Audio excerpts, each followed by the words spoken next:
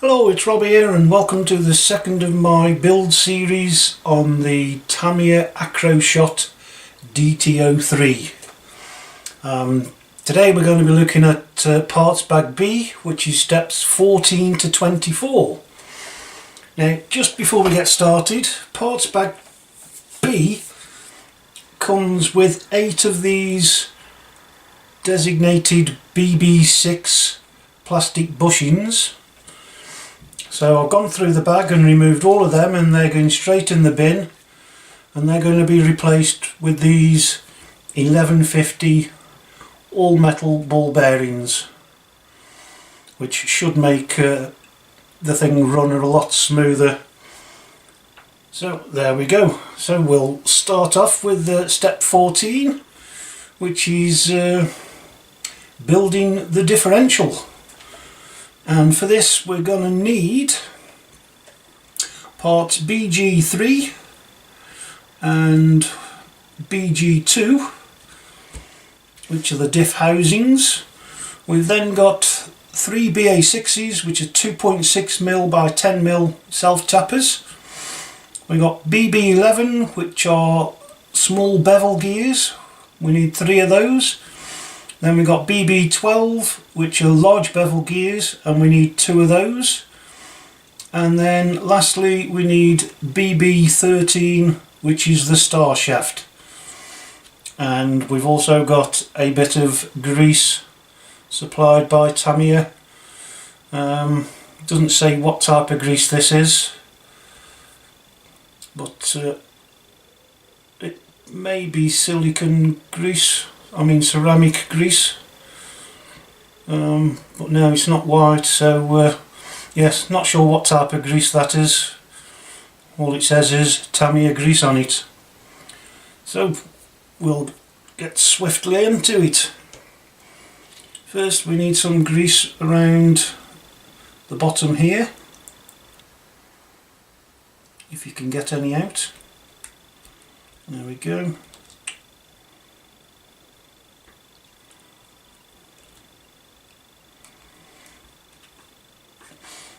Then we need one of the larger bevel gears, and for some reason in this kit you don't get a spacer or washer, shall we say.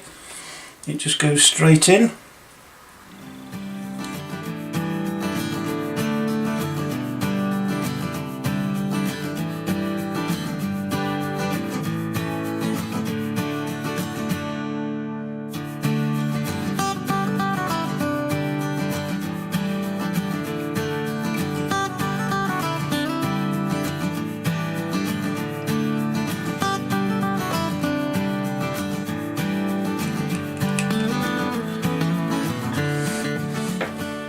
And there we have the differential. Step 15 is installing the counter gear into the gearbox housing.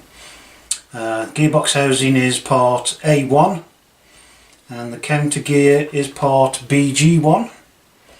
Then we've got 2 1150 bearings or BB6 plastic bushings and 1 steel, I believe, BB8 5x45mm shafts. And again we're going to need some grease for this.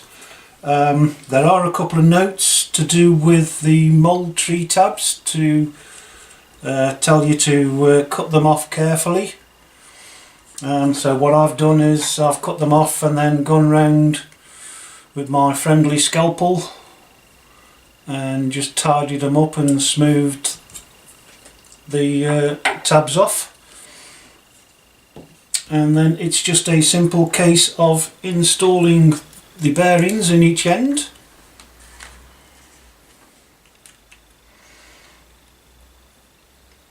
There we go. Which isn't that good a fit. No, it's a bit loose on these kits. And if you're using the ball bearings, the manual says to grease this bar up, but I don't bother because I've got these ball bearings, so we just feed the shaft through, and then I believe it goes there, like so. But as you can see, it's a bit difficult to get any grease on there, so this is one of the occasions where you have to grease it before you install it. So we'll go around and splodge a bit of grease all over this, if you can get any out. There we go.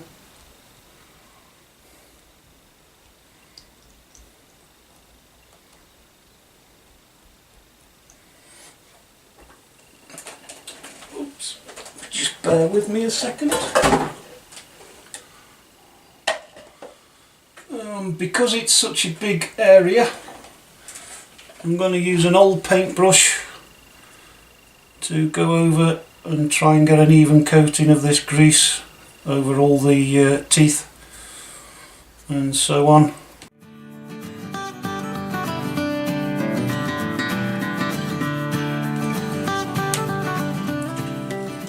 And then pop it in. And that's 15 done. Step 16 is installing the differential into the gearbox and then closing the gearbox up. Before we start, we're going to need parts A1 from the previous step, and then plastic parts A3. We're going to need the differential from previous steps, and then a further 2 1150 bearings and 4 3mm by 10mm self tappers. And before we start, although it's not in the manual, because it's an off-road chassis, it's liable to get quite a lot of dust, and because I've got some, what I do is I go round the gearboxes with some of this Tamiya anti-wear grease. It's really thick and really sticky,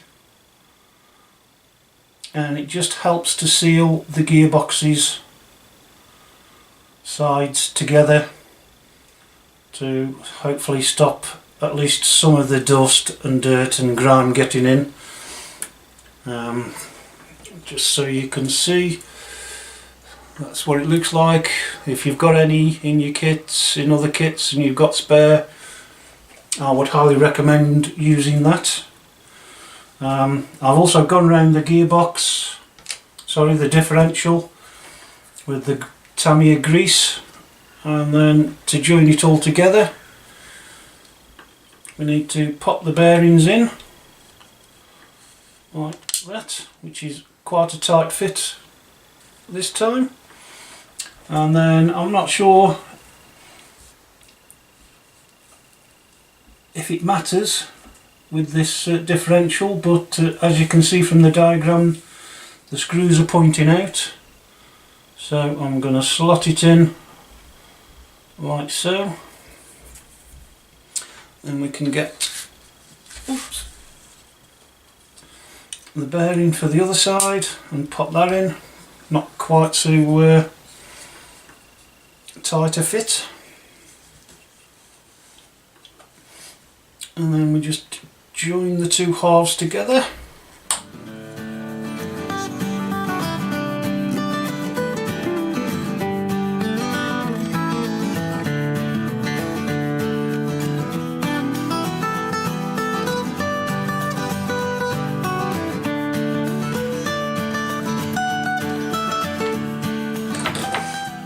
And there we have the gearbox differential motor housing halves put together.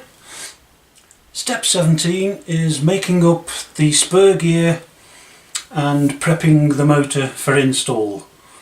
And for this we're going to need the motor. In this instance it's one of my old torque tuned. I'll leave the new one that came with the kit in each pack because that's already been run in. And then we've got the spur gear, which is BG4, another 2 1150 bearings, another 5 by 45mm shaft, and then a BB10, the motor plate. This is, I believe, a heat shield or something, as well as something to help stop dirt and dust getting into the gearbox. And on Tamiya's, this actual motor plate is actually quite a tight fit, but if you've got an aftermarket one, they generally slop about and fly about a bit. But in either case, I'll just notice that's a bit dusty.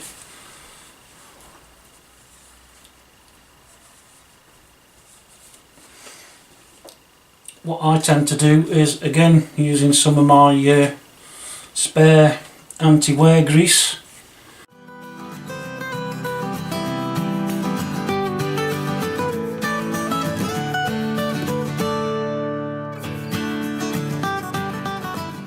and there we go, that's the motor ready.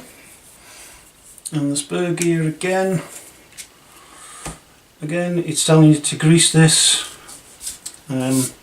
And yes, please do if you are using the plastic bearings BB6. But again, as I'm using the ball bearings, we're just going to slide them in, and hey presto, we have the spur gear ready, and we can move on to the next stage. Step 18 is installing the motor and the spur gear into the gearbox housing. And for this we're going to obviously need the gearbox, the motor. We've got a 17 tooth pinion, pinion gear. Thought I was getting my words mixed up then. We've also got a BB4, which is a 3mm by 3mm grub screw, which, if you can just see there, hopefully I've already started to screw in. And then we've got two BB1s, which are 3 by 6mm standard thread screws. And then we've also got the spur gear all ready to go in, and I've already greased it up ready. So excuse me, there is a note, if we look on the back here of it, I'm not sure if that'll come out in the camera, but you should see two numbers, 17 and 19, which are the holes to screw the motor into depending on what spur gear you've got. And obviously, as I've just said, it's a 17 tooth. We need to screw it into the 17 tooth holes. And it should just go there, and hopefully we should be able to see where the holes actually are.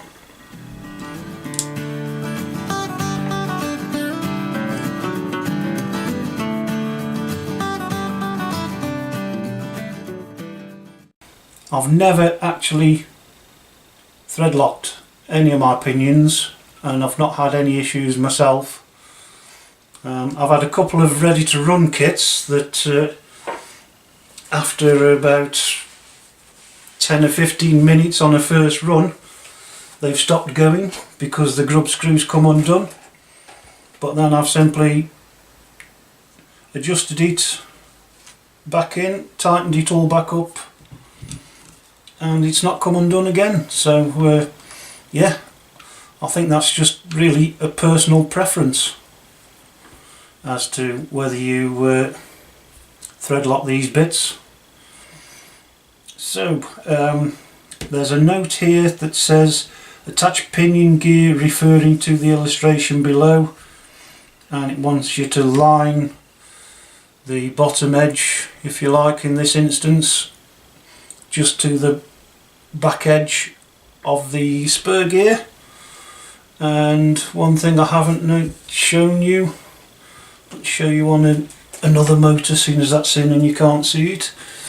You should have a flat section on the output shaft of these motors, which is where you want to tighten this grub screw up to. If you can just see that, he says.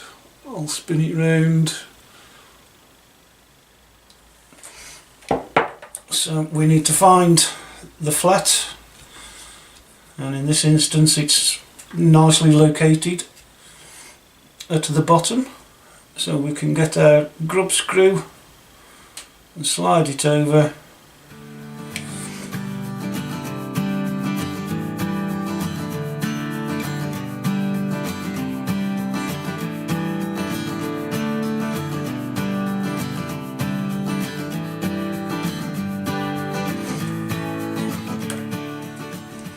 And that should all gel nicely, and we can move on to the next step. Step 19 is installing the spur and pinion gear cover, and for this we need plastic part A2, and then we need three 3x10mm self-tapper screws, and as you can tell, it's a simple case of screwing it together, but as I hope you can see, because it's part of the gearbox, I've gone round again with my anti-wear grease just to help to seal it up.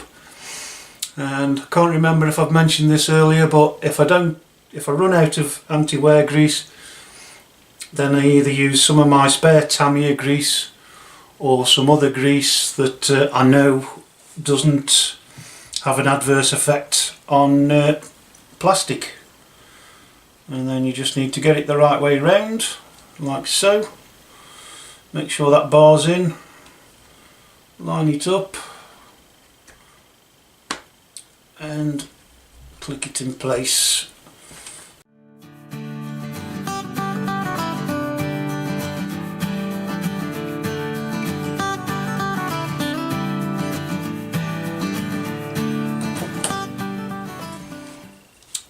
And there we have one finished differential and gearbox housing. Steps 20 and 21 are installing the upper and lower control arms, wishbones on the rear. For this we're going to need two D6s in step 20 and two BB7s, which are 3x46mm screw pins. Again, there's a little note reminding you to cut off the plastic bit of the parts tree,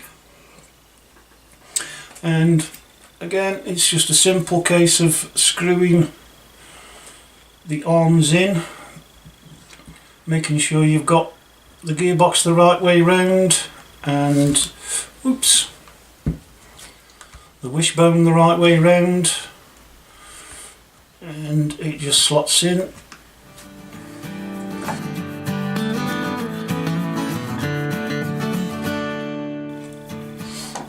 And that's step 20 and 21. We spin it around and again check the orientation and the other note about cutting the bits off. And for this step we need two BA10s, which are 3x32mm screw pins.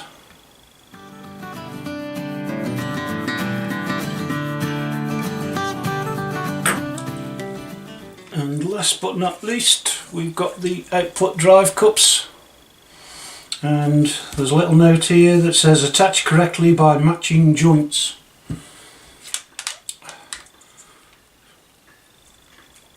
And you probably can't see that on the camera, but you should be able to see those flats on the end of the bar, and you just poke it in the hole and whiz it round until it slides in.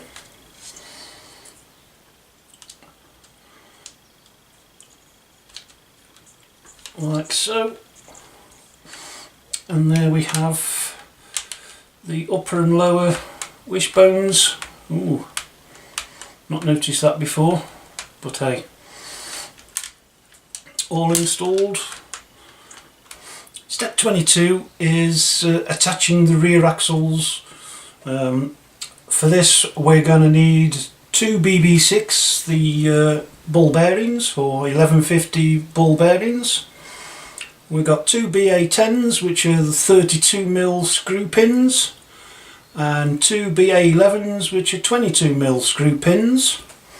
We then got two N1 parts, which are the axles themselves, two N3 parts, which are the dog bones, and two B2, which are the drive cups, I believe we call them. And we simply take the bearing, and the easiest way to get these bearings in, because they're on the inside of these drive cups, is to stick them over the axle and just poke it through. Now what I normally do, if I'm going to be a while before I need these again, and especially sometimes they tell you to install the bearing on this side as well, in that case I would install an R-clip through this hole just to keep everything together.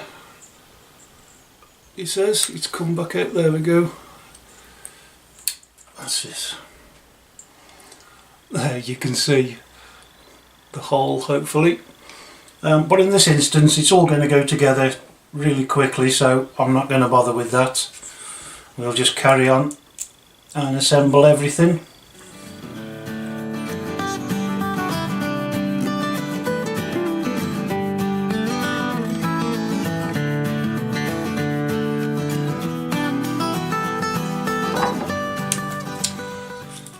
And there's my first mistake.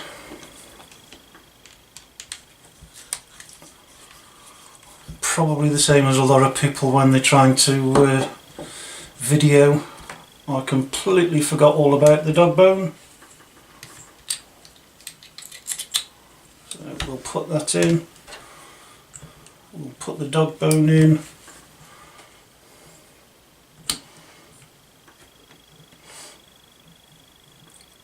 And we'll put it all back together.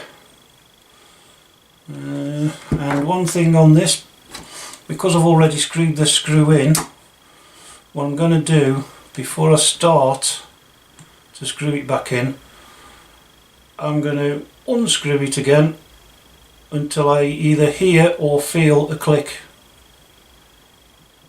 Just about there. And that means I'm screwing it back into the thread that was already cut, just so there's less chance of the thread being stripped.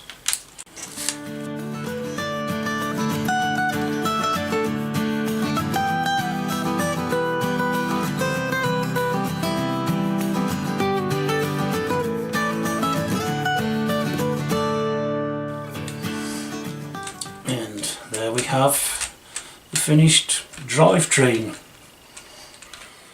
Step 23 is attaching the ESC switch to part M8 and then installing it onto the gearbox housing. And for this we are going to need 4 BA5s even, which are 3 by 10mm, and 2 BB2s, which are 2 by 10mm, and 2 BB5s, which are 2mm washers, and rubber part BB14, which is the switch cover. And the cover simply goes over, he says, I keep saying he says, should stop saying that. And then we get parts M8 and we install the switch through the opening.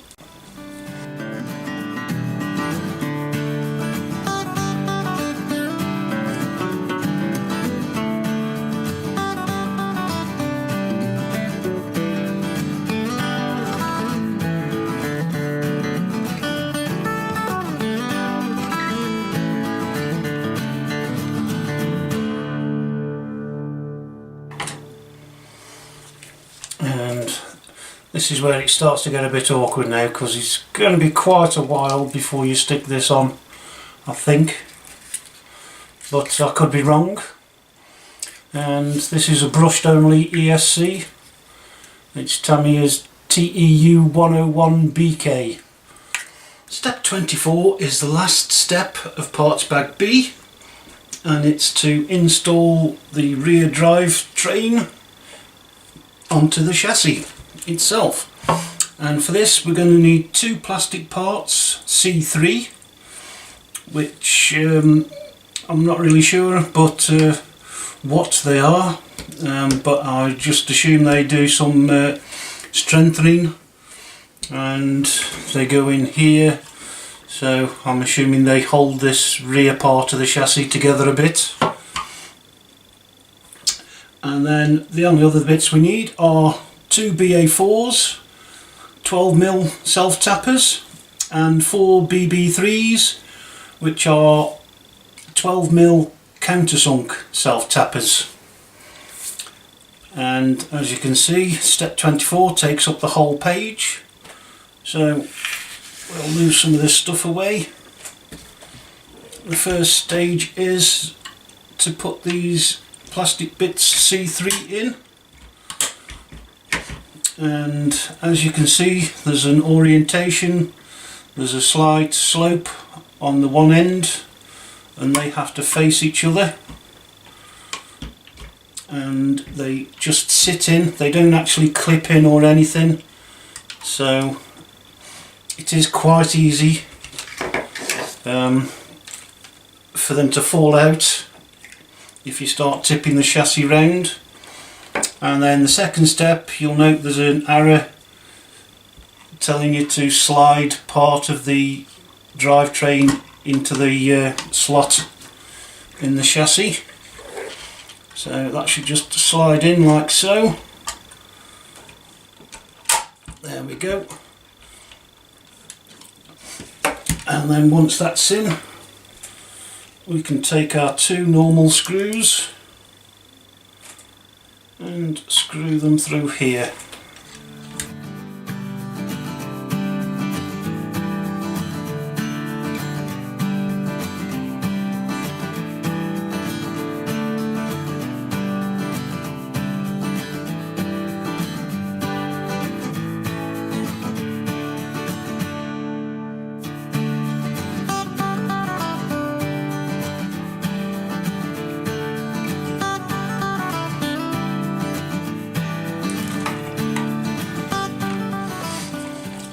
And with that completes bag B and the second part of my build video. I hope you enjoyed this one and look forward to seeing you on the next one. Thanks for watching. Bye.